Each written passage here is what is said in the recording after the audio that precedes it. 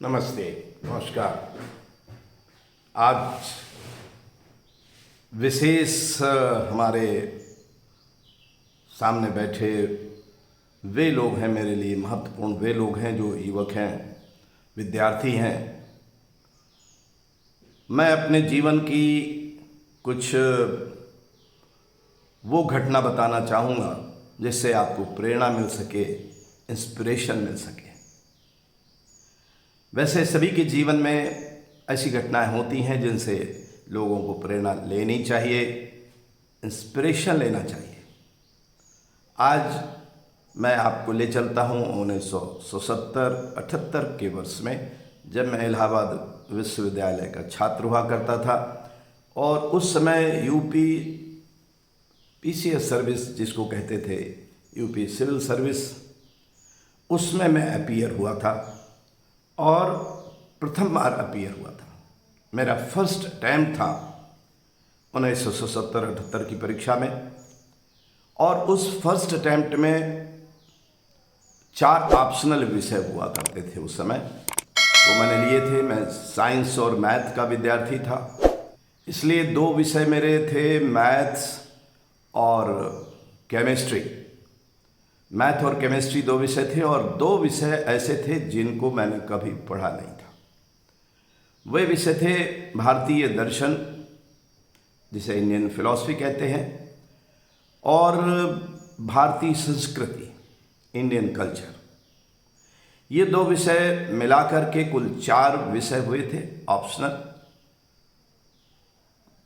और तैयारी इस तरह से मैंने की कि प्रथम प्रयास में, जिसको कहते हैं फर्स्ट अटेम्प्ट, उसमें ही इस तरह लक्ष्य पर निशाना साधा कि सफलता सुनिश्चित हुई और मैं सेलेक्ट हुआ। फर्स्ट अटेम्प्ट में सेलेक्ट होने के पीछे मेरे लिए जो प्रेरणा का कार्य था, वो मेरा जो जीवन था कानपुर में, जो पहले एक ही ज़िला हुआ करता था, अब कानपुर नगर और कानपुर देहात हैं। तो उस कानपुर, जो वर्तमान में कानपुर नगर ज़िले में एक गांव है, पैतृक गांव है मेरा, देवमनपुर। और जैसे कि आप में से बहुत लोग गांव में रहते होंगे, गांव की जो शिक्षा होती है ज़मीन में बैठ कर के, वही मेरी शिक्षा, प्राइमरी से लेकर के इंटरमीडिएट तक शिक्षा इसी ग्रामीण पृष्ठभूमि में। लेकिन अध्ययन और स्टडी, जिसे अंग्रेजी में कहते हैं, वो इस स्तर का कि जहाँ तक समय की बात है कि 24 घंटे में 17-18 घंटे पढ़ना, उससे कहीं अधिक है कि उस स्टडी में, उस अध्ययन में आप पूरी तरह से डूबे हुए हैं कि नहीं। मैं तब भी तपस्या कहा करता था, आज सोचता हूँ कि वास्तव में वो तपस्या ही होती थी। कोई डाइवर्जन नहीं, कहीं इधर उधर ध्यान नहीं। तो वो तो तैयारी के समय की बात थी। लेकिन सिविल में बैठने वाले विद्यार्थियों के लिए, युवकों के लिए मेरा संदेश यही है कि वे जब जूनियर कक्षाओं में पढ़ रहे होते हैं, हाई स्कूल कक्षाओं में पढ़ रहे होते हैं, इंटरमीडिएट में होते हैं, तो बहुत पहले जूनियर और हाई स्कूल में ही उनको मन में ये विचार कर लेना चाहिए कि उन्हें सिविल परीक्षाएं क्रैक करनी है। चाहे वो किसी प्रदेश की सिविल परीक्षा हो, चाहे भारत सरकार की सिविल परीक्षा हो, आईएएस की। ये मन में एक गांठ बना लेनी चाहिए, एक विचार जिसे भीष्म प्रतिज्ञा कहा जाता है, वो आपके अंदर जन्म ले लेना चाहिए। सिविल परीक्षाओं में समर्पण की बहुत आवश्यकता होती है। अध्ययन से अधिक जो आपके अंदर शक्ति होती है, वो बड़ी काम आती है। और वो भी पिक एंड चूज नहीं होना चाहिए कि ये पढ़ लें, ये ज़रूर इम्पॉर्टेंट है, ये आएगा, ये नहीं आएगा। ये सिविल परीक्षा के लिए बहुत गलत तरीका होता है स्टडी का। तो सिविल परीक्षा में मुझे उस समय मेरे साथ के विद्यार्थी कहते थे कि मैं रिसर्च कर रहा हूँ कि सिविल परीक्षा की तैयारी कर रहा हूँ। अब आप ये समझिए कि भारतीय दर्शन मेरा विषय था, मगर पाश्चात्य दर्शन भी मैंने काफ़ी पढ़ डाला, क्योंकि अगर तुलनात्मक प्रश्न कोई आ जाए भारतीय दर्शन और पाश्चात्य दर्शन से, तो मैं उन प्रश्नों को भी हल कर सकूं। और हर ऑप्शनल में कुछ पर्टिकुलर बुक्स होती हैं जिनको विद्यार्थी तैयार करता है।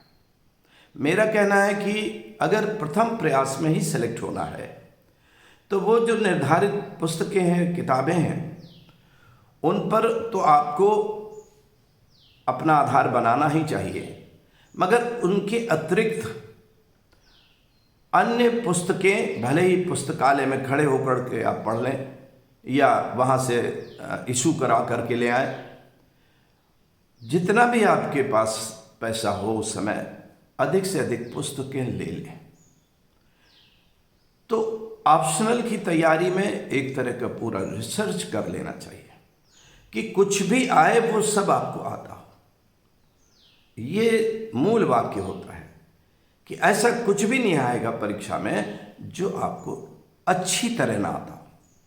यह है प्रथम प्रयास के लिए तैयारी।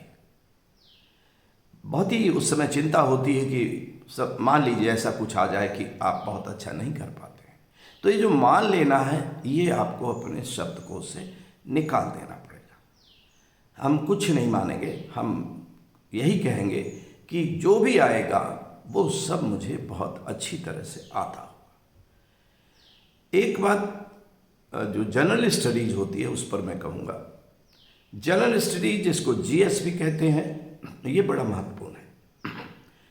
जब परीक्षा की वास्तविक तैयारी आरंभ होती है, जिस समय आप फॉर्म भी भर चुके होते हैं, उससे बहुत पहले जब हाई स्कूल इंटरमीडिएट में हुआ करते हैं, तब जीएस पर आपका ध्यान होना चाहिए।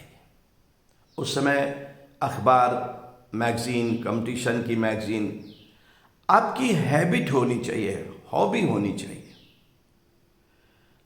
आप उस समय आत्मसात करना आरंभ कर दें, ताकि बाद में जीएस की तैयारी आपको ऐसे न करनी पड़े कि लगे कि ये भी एक सब्जेक्ट है जिसको आपको तैयार करना है। आप केवल उस समय ऐसे लग रहा है जैसे आप रिवीजन कर रहे हो, आपको सब आता है। तो इसलिए जीएस को बहुत ही शुरुआती दौर में, और जो ऐसे माता पिता सुन रहे होंगे जिनके बच्चे इस सिविल परीक्षाओं में बैठना चाहते हैं या बैठ रहे हों, वो समझ लें कि जीएस आपको बहुत ही आराम से तैयार करना चाहिए। और जीएस का जो मन में जैसे कहते हैं कि टक गया है, मन में बस गया है, उसके लिए बहुत आवश्यक है कि जितना आप अध्ययन करते हैं उतना ही आप अपने मित्रों से चर्चा करें, डिस्कशन करें, आमने सामने बैठ करके या टेलीफोनिक डिस्कशन करें। मगर जो विद्यार्थी चुपके से पढ़ता है, सिविल की तैयारी चुपके से छिपा करके करता है, जो दूसरे साथियों से छिपा करके करता है, वो तैयारी अच्छी नहीं होती है। जितना ही बताइए, तमाम विद्यार्थी कहते हैं कि जितना हम बताएंगे तो जगहें तो उतनी हैं, कुछ सेलेक्टेड जगहें होती हैं तो उसमें तो सारे लोग होशियार हो जाएंगे। यही आप गलती करते हैं, यही हम गलती करते हैं, क्योंकि तुलनात्मक रूप से जितने ही होशियार होते जाएंगे, जितने ही सक्षम होते जाएंगे, उसी का सिलेक्शन का जो चांस है वो बढ़ जाता है। तो आपको तो उस तैयारी में, कंपटीशन में इस तरह से सबसे वार्ता करनी है ताकि उनसे वार्ता करके भी आप देखें कि आपको ज़्यादा आता है। और यही कॉन्फिडेंस, यही आत्मविश्वास व्यक्ति को प्रथम प्रयास में ही फर्स्ट अटेम्प्ट में ही सिविल परीक्षा में सेलेक्ट कराता है। मैं 1977-78 में, मुझे याद है कि जहाँ का मैं रहने वाला हूँ, कानपुर जनपद का, इस पूरे क्षेत्र में और बगल में फतेहपुर जनपद, हमीरपुर जनपद, इनमें कोई पीसीएस जो डिप्टी कलेक्टर होता था, एग्जीक्यूटिव डायरेक्ट एसडीएम बनता था, वो मेरे पहले नहीं था। मेरे बाद में लोगों को प्रेरणा मिली और लोगों ने बैठना शुरू किया और काफ़ी संख्या में लोग सेलेक्ट हुए। तो मेरा आज का संबोधन था उन विद्यार्थियों के लिए जो या तो बैठ रहे हैं या बैठने की सोच रहे हैं। और सिविल परीक्षाओं का बड़ा महत्व पहले भी था, आज भी है और हमेशा रहेगा। किसी भी देश के प्रशासन में जो उत्तरदायी व्यक्ति होते हैं वे बड़े महत्वपूर्ण होते हैं समाज के लिए, पूरे राष्ट्र के लिए। इसलिए शुभकामना है कि हमारे विद्यार्थी, हमारे युवक सिविल परीक्षाओं में सफल हों और न कि सफलता उनको इतना कि एक बार में या 2 बार में 3 बार में मिले। इस तरह की मेरी शुभकामना है, मेरा आशीर्वाद है कि वो प्रथम प्रयास में ही सफल हो जाए, फर्स्ट अटेम्प्ट में ही सेलेक्ट हो जाए। और ये एक बड़ा गर्व का विषय होता है।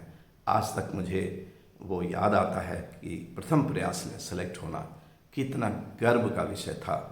और आपके लिए भी ऐसा ही हो। शुभकामना एवं अस्तु।